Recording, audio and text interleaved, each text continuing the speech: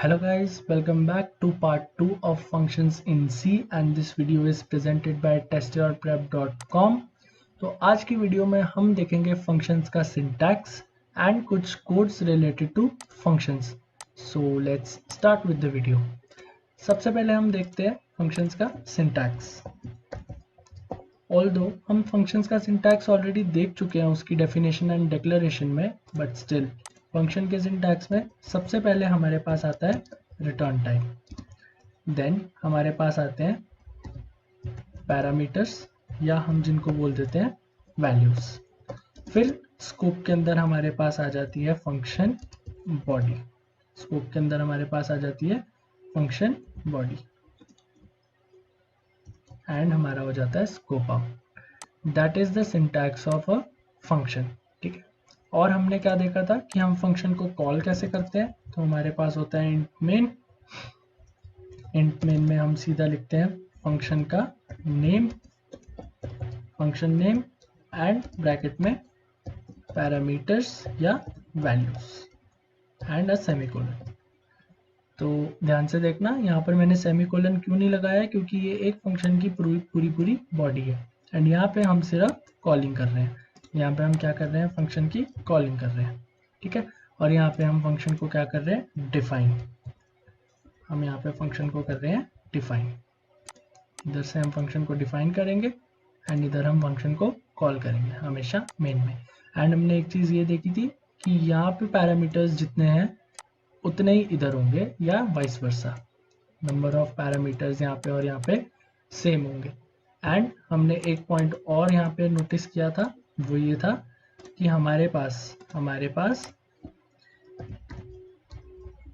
Parameter names can be the same. Parameters का नाम same हो सकता है, उससे कोई फर्क नहीं पड़ता। हमने इधर भी ए लिया था, इधर बी, तो इधर भी ए और इधर भी बी या एक्स और वाई, बात एक ही है। बट कंडीशन ये कि अगर ये फर्स्ट प्लेस पे है तो ये भी फर्स्ट प्लेस पे आना चाहिए, ये सेकंड पे है तो ये भी सेकंड पे ही आएगा। That was what we discussed in the last video. तो आइए गाइस हम इसके देखते हैं कुछ बेसिक कोड्स। हम बेसिक कोड से शुरुआत करेंगे। तो बनाते हैं हमारा सबसे पहला प्रोग्राम, और वो क्या होने वाला है, ये है गाइस हमारे पास हमारा आज का पहला code. To find the factorial of a number using recursion. To find the factorial of a number using recursion.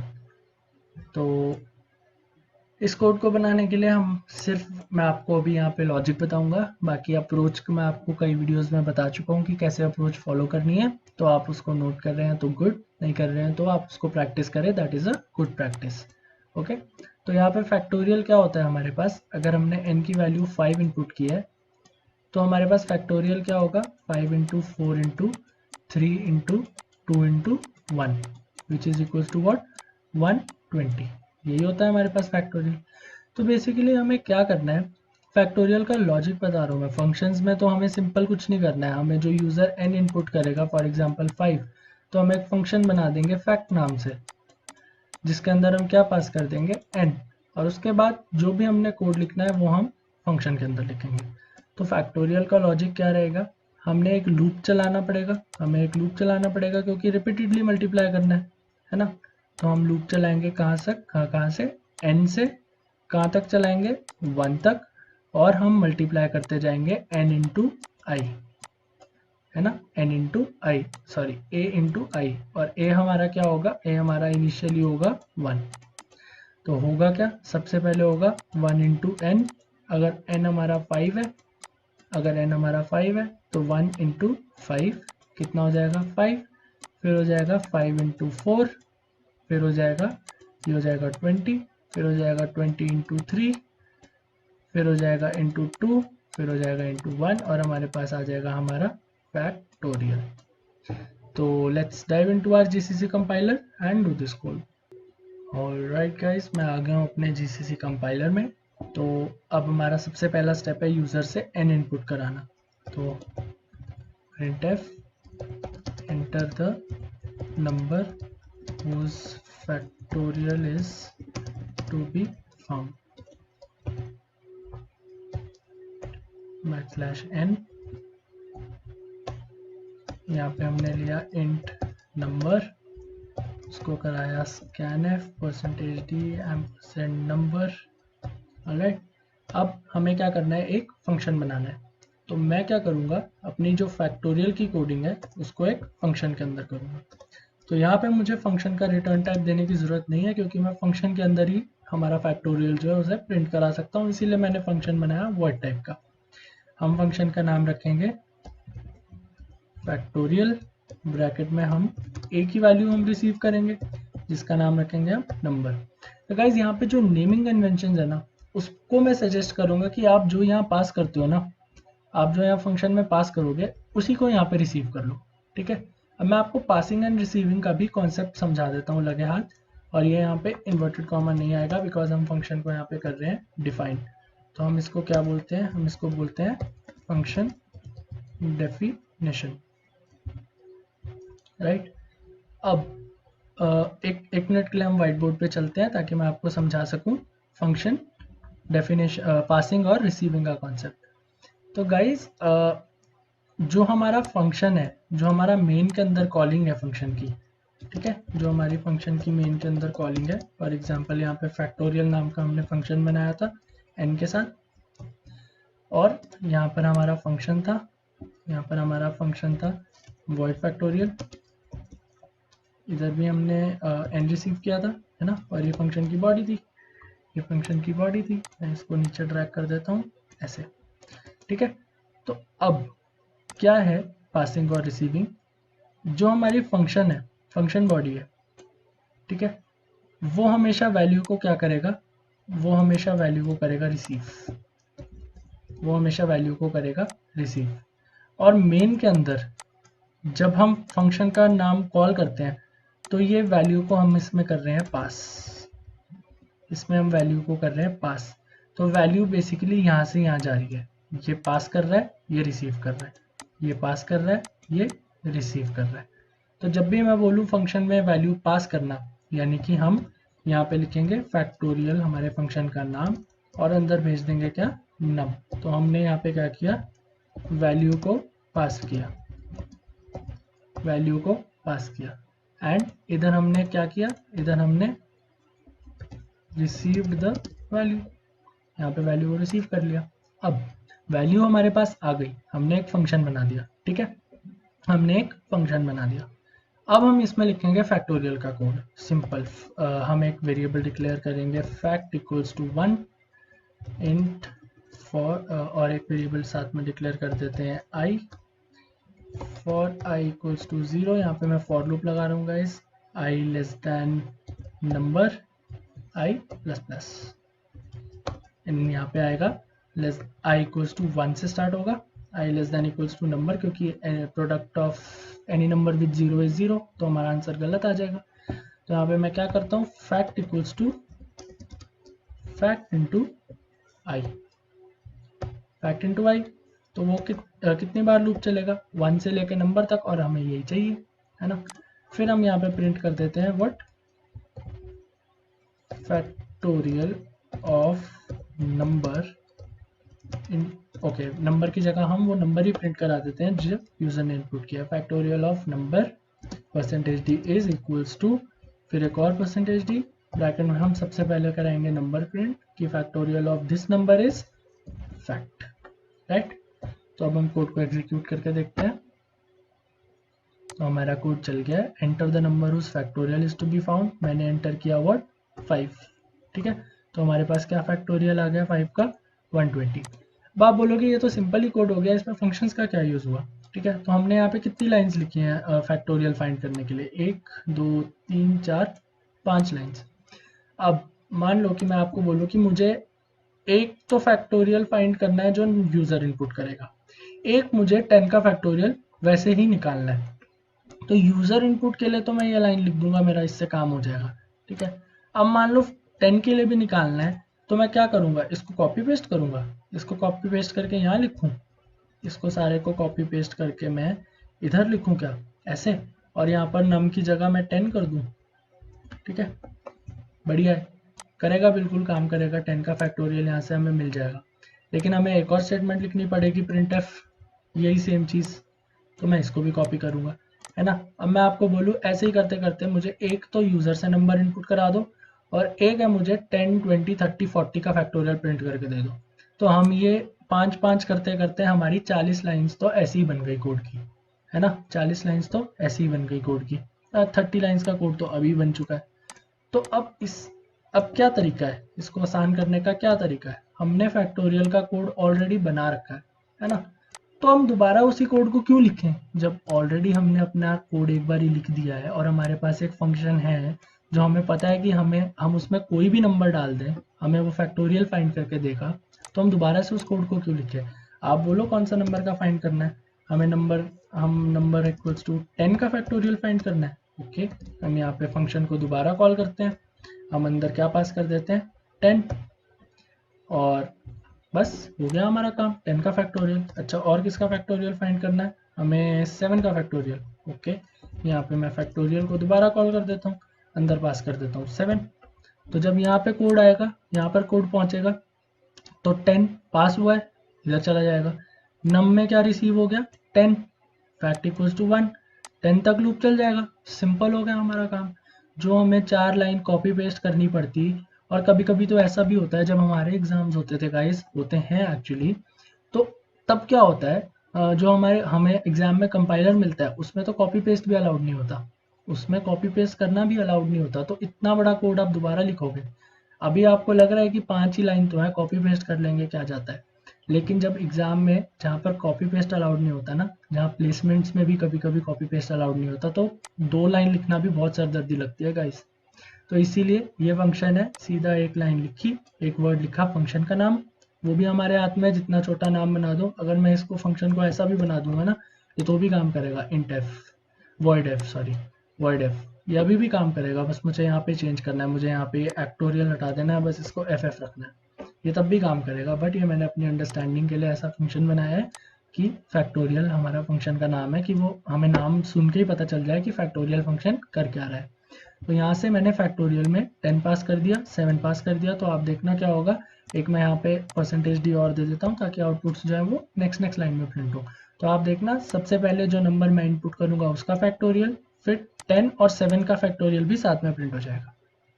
तो देखना गाइज, यहाँ पे मैं 5 इनपुट कर रहा हूँ, तो ये देखो factorial of 5 is 120, factorial of 10 is this and factorial of 7 is this. तो ये था हमारा सिंपल सा कोड फैक्टोरियल यूजिंग फंक्शंस का, और हमें इसी कोड में पता चल गया कि फंक्शन के बेनिफिट क्या है। खाली एक बार हमने फैक्टोरियल का कोड लिखा, और 3 नंबर्स के लिए फैक्टोरियल फाइंड कर लिया। तो हमारा कोड जो 50-60 लाइन एक्सीड कर रहा था, अब वो 28 लाइन्स में हो गया।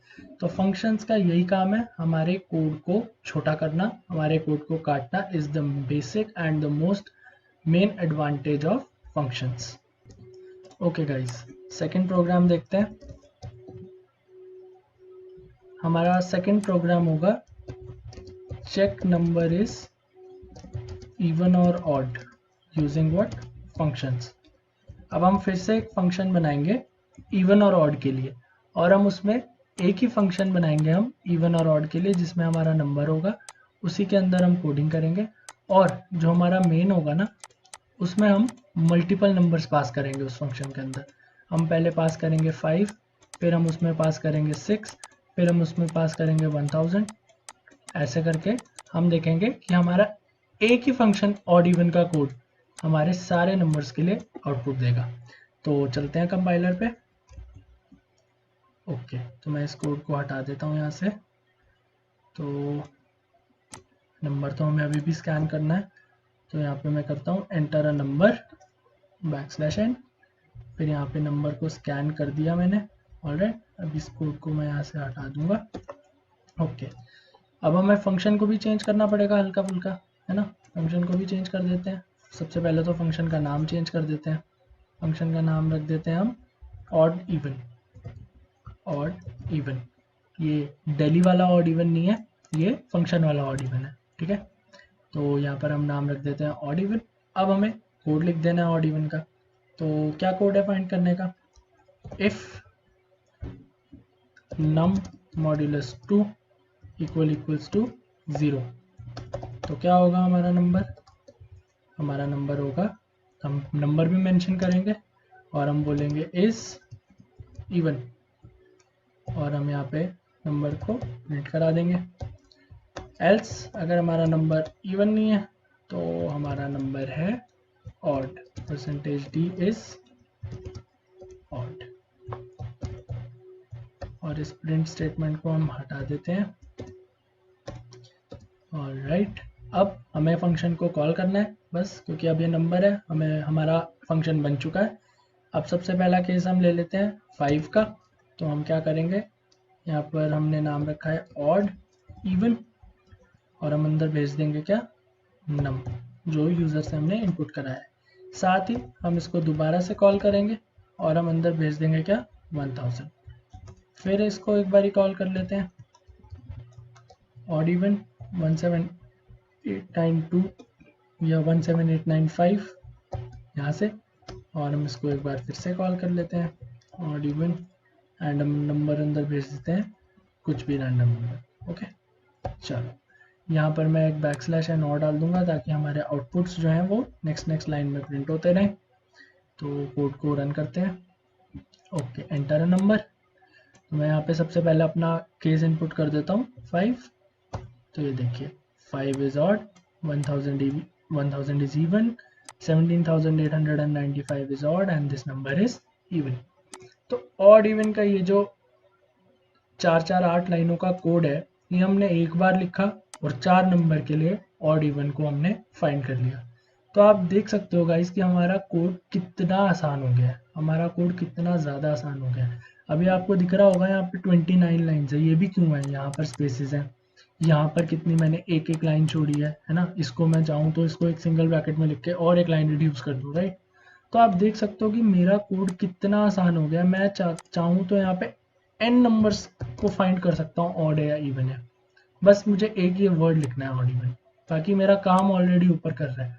तो फंक्शन बेसिकली, एक और चीज़ हमें यहाँ से पता चलती है कि फंक्शन जो है मेक्स आवर प्रोग्राम जनरलाइज्ड।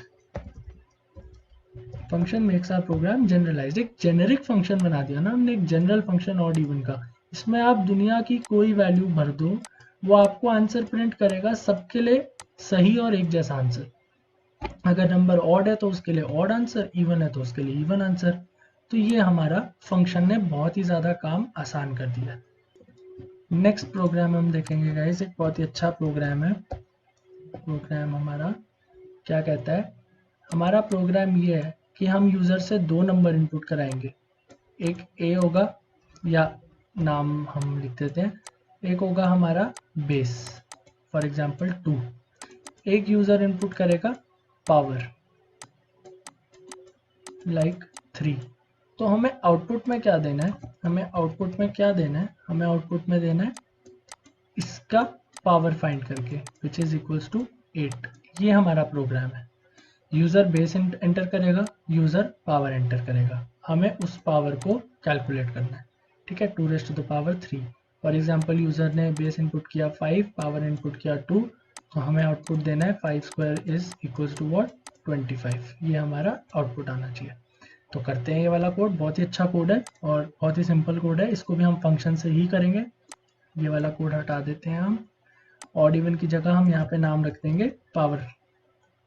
और अब इधर हमें 2 वैल्यूज रिसीव करनी है, एक करनी है हमें बेस और एक करनी है हमें पावर, है ना।